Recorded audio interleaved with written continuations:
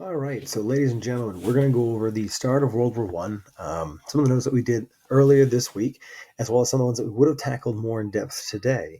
I'll also post the notes on Google Classroom. The idea behind this is to make you feel pretty good about going into the quiz we have for next week. So let's kind of recap briefly what got us to the start of World War One. Remember the four main causes. You have militarism, the growth of the military, the prestige. You think about the amount of effort that goes into crafting a very powerful army that you've been using to enforce your will on countries around the world and kind of intimidate your neighbors a little bit. And so it's one of those things that the military becomes more popular, certainly more prestigious. And of course, obviously, as we mentioned in class, if you're going to spend an awful lot of money on your military, you're going to be more likely to use it. That's just kind of common sense, the way things more or less work. So, with the large German and military and the French military growing and so forth and so on, heck, even the Russian military, you start to see the desire to kind of execute some of those plans. We're also talking about alliances here. Prior to World War One, really in the years after Napoleon, the collapse of Napoleon at Waterloo in 1815, really all the way up through the beginning of World War One, much of Europe and European diplomacy could be defined as having a balance of power, meaning countries were relatively equal in strength. And what that meant is that direct all out confrontation was largely avoided. You wouldn't go toe to toe with another European country for fear that they could really inflict some damage upon you, that a win is not guaranteed. So don't get me wrong, there were wars. I mean, we talked about it.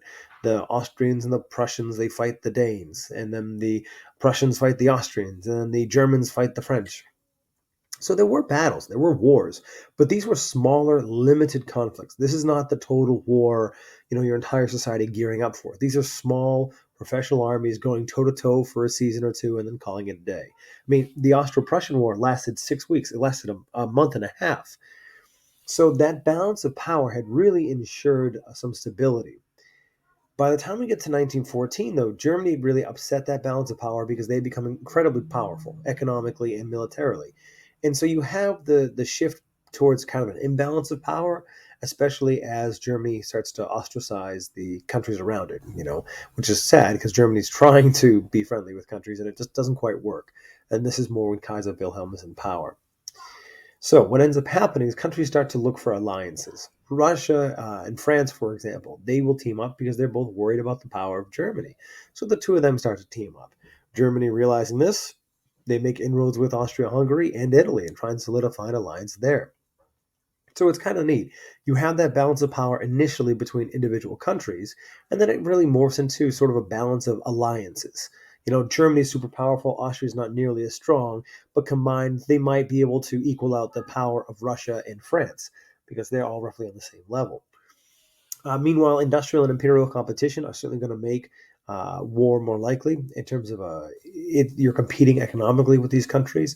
That their success is your loss. You're also talking about that intense rivalry for colonies around the world, and so that's going to breed a certain amount of we can't both succeed. We succeed at the cost of someone else.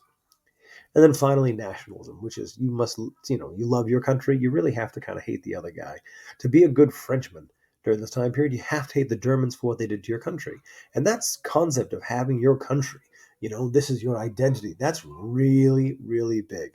The emphasis on the state being supreme. The state is all important. A state as the embodiment of your people. Because remember, this is the time period where we talk about nation states and we talk about like the German state is an embodiment of the German people. Same thing with France and so forth and so on. So anything that's bad for your state really is bad for your people, which in turn is bad for you as a single person. So it's really kind of that kind of concoction that we're talking about, this mix of these different things that are going on. And there had been a number of smaller crises, the first Bosnian crisis, the second Bosnian crisis, the Morocco crisis. These are small things that kind of illustrated how the system was geared towards conflict and that it wasn't, it took adept skill of diplomacy to prevent war from breaking out earlier. Unfortunately, that's not going to work in 1914. So, a brief bit of initial background here. The Germans had planned for war to break out. And one of the coolest things, one of the most fascinating things about this is the level of detail the Germans had. The German war plan was called the Schlieffen Plan. And in its basest element, it was attack France first and then fight Russia, because France and Russia are now allies. So if you're going to go to war with one, you're going to end up going to war with both. And it's easier to fight France and then turn around and fight Russia because Russia's the larger threat. And because Russia is so large, they take more time. So the idea is that you beat up France and then you turn around and you send your troops back across the country to face Russia. The secret here is 6 weeks, because the Germans anticipated that it took 6 weeks for the Russians to mobilize. That would give them a 6 week head start to go beat up the French and then get the troops back across their country and fight Russia. If they can't do it within 6 weeks, Germany might be in trouble. And their military knows this. And so they come up with the Schlieffen Plan, which is they have it down to every man, how many miles they march each day, the towns that they'll stay in, the amount of calories they will consume, the average pace that the march will take, their weapons, the number of ammunition they're going to have. It is absolutely fascinating. And of course, the plan to make the Schlieffen Plan work, to defeat France in 6 weeks before the Russians are ready, they do have to go through Belgium. Because, well, Belgium is seen as a pushover, and the French wouldn't be expecting an attack from Belgium. They're expecting the attack to be on the border between Germany and France. France, meanwhile, their plan is to keep Germany busy, and it's kind of funny. They both arrive at a similar conclusion. The French are going to keep Germany busy so the Russians can get themselves occupied and geared up. So the French plan is simple. What they're going to do is they're going to try and attack Germany along the border as quickly as possible, keep the Germans occupied, keep them busy, so that at the end of 6 weeks, the Russians are ready to invade. So that's really what it comes down to. They're both planning on attacking and making a big show of force early, because the Russian involvement is going to dominate their thinking. Let's move on to the Balkans here. Some damn thing in the Balkans is going to start the next great war, as Otto von Bismarck said. The Balkans is a mix of different types of people in the southeastern part of Europe. And you kind of see it there, the Adriatic on one side, the Aegean on the bottom, the Ionian in the Black Sea in the eastern half. And this is an area that has been conquered dozens of times by, dozens of different groups. So there's Muslims, there's Christians, there's Eastern Orthodox Christians, there's Catholics.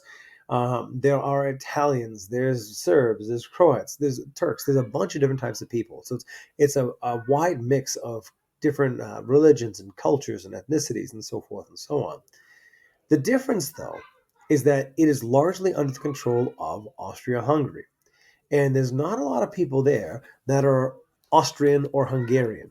So if I can skip forward here, the Balkans down here, and you kind of notice this area down here where you get Sarajevo and a few other spots, this is part of the Balkans. And the people that live here are not Austrian, they're not Hungarian, and they really don't want to be part of the Austro-Hungarian Empire. In particular, the Serbs want no part of this. Why do the Serbs want no part of it? Well, the Serbs are people that have their own country, so they want to be part of Serbia. So the Serbs that live in the Balkans, that is under the control of Austria-Hungary, in particular this area called Bosnia, we know it today as Bosnia and Herzegovina and Croatia, they want that territory to be controlled by Serbia. So it's a bothersome area, to put it mildly. Now, because the Balkans is a hodgepodge of different groups, the major powers of Europe, in particular Russia, Italy, Austria, Hungary, are all competing for hegemony or dominance in the region. Because the idea is that the Russians feel a kinship to their Slavic people, so they want to protect the Serbs and help those folks out. The Italians want to help their people that are there out, and the Austro-Hungarians currently hold a large portion of it, and they want to hold on to it. So the idea is that these countries are all fighting and vying for who's gonna take it over, who's going to take control. And it's you kind of have your proxy pieces on the board, if you will, that you're trying to maneuver. So it's a little tricky. It's a little difficult in that regard. What's actually going to set this thing off is Franz Ferdinand visiting the city of Sarajevo. Franz Ferdinand is the heir to the throne for the Austro-Hungarian Empire. His uncle is Franz Joseph, and his uncle's in his 80s. So Franz Ferdinand is going to be soon the new Austro-Hungarian emperor. And he's not like a hardcore conservative. He's actually kind of a more moderate. So he goes to visit Sarajevo. Sarajevo, if you look down towards the bottom, right, just to the west of Serbia, Sarajevo is in Austro-Hungarian territory. It is technically owned, operated, administered by the Austro-Hungarians. But a large contingent of the people that live in Sarajevo are Serbs. It's a Serb-dominated city. And what that means is that he's going to a city where there's an awful lot of people that don't like him and would rather be, part of the country right next door, which is Serbia. Get it? The Serbs want to be part of Serbia because in Serbia is all their, brethren. That's all their people. So he's going to visit Sarajevo, and he visits on the anniversary that the Serbs were crushed, hundreds of years ago in this massive battle. So he's really visiting on a day that he probably knows is going to kind of twist that knife in the backs of the Serbs. Now, when he visits, he initially arrives, and there's an attempted assassination. People throw a bomb at the car speeds up, bomb explodes. Um, some people are wounded, but Franz Ferdinand and his wife Sophie, who's in the car with him, they're both unharmed, and so they're actually going to survive the assassination attempt, and off they go to the town hall to meet with the mayor of Sarajevo. One of the guys involved in the attempt was Gavrilo Princip. He's the guy on your screen right now to your right. Gavrilo Princip is a Serb. He's a member of the Black Hand, which was this terrorist organization, this assassination group that wanted to kill Franz Ferdinand. And again, when we talk about a terrorist or assassination gang, this was not particularly well coordinated. These are guys that have shadowy connections. There's no real organization. They get guns and equipment from some Serbian military officers from Serbia. So there is tacit support for the plan of the Serbian government. But the prime minister, there's pretty good evidence that he had no idea this was going on, the Serbian prime minister, even though some members of the military did. So the point here is that this kind of comedy of errors. These are guys who are not your hardcore mercenaries, assassins. They're teenagers. They are teenagers who are overcome with nationalism and who want to do something to benefit their country. Gavrilo Princip was 19, and he's going to start a world war. And why would he do this? Well, nationalism for one, and another reason too is he had I think it was tuberculosis, which means he was going to die. He had a terminal disease, but he does it anyway. So Gavrilo Princip arrives on the scene just in time to see Franz Ferdinand's car kind of speed off and realizes pretty quickly that he's got no shot, that he's not going to be able to kill Franz Ferdinand, that the plot has gone awry. The guys that threw the bomb, they try and pop cyanide capsules to kill themselves so that they can't be captured. The cyanide is so old that it had kind of decayed. As a result, it just induces vomiting. So the guys that were involved get rounded up pretty quickly, and Gavrilo Princip realizes that he's toast. He's going to be made. His co-conspirators are rounded up by the police. He sees this, and he has a couple of hours before the police track him down and arrest him, and he spends the rest of his life in jail. So he does what any 19-year-old guy would do, facing life imprisonment within a couple of hours. He cuts himself a sandwich, goes to a deli, a sandwich shop, sits down at an outside table, and he's eating his lunch. His last meal as a free man. Meanwhile, Franz Ferdinand, after going to the town hall, was, angry, and instead of touring the city, he wanted to go visit the people at the hospital who got wounded by the attack, which is really a sweet gesture. So he and his wife hop in the car, and off they go to the hospital. And this is one of those things where you kind of as historians, we sometimes look back and we're like, this is divine intervention, just the number of errors here. The driver of Franz Ferdinand's car turns down the wrong street. It's basically he didn't know how to get to the hospital. He was unfamiliar with the city, so he turned down the wrong street. It happens to be the street that Gavrilo Princip is eating at. So Gavrilo Princip sees Franz Ferdinand driving down the street. He gets his gun, and he shoots him this time as the driver realizes it's the wrong road. He shoots Franz Ferdinand in the throat, shoots his wife Sophie. Sophie is killed, Franz Ferdinand is killed, and there you go. The heir to the Austro-Hungarian throne is now dead. Austria-Hungary understandably blames Serbia because here are these Serb nationalists killing Franz Ferdinand when relationship between Serbia and Austria-Hungary is not that great. So this is where things really start to fall apart.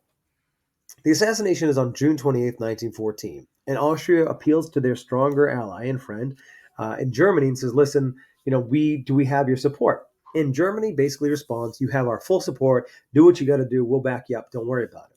Historians call it the blank check, the understanding that Germany is going to back up Austria-Hungary, whatever Austria-Hungary has to do.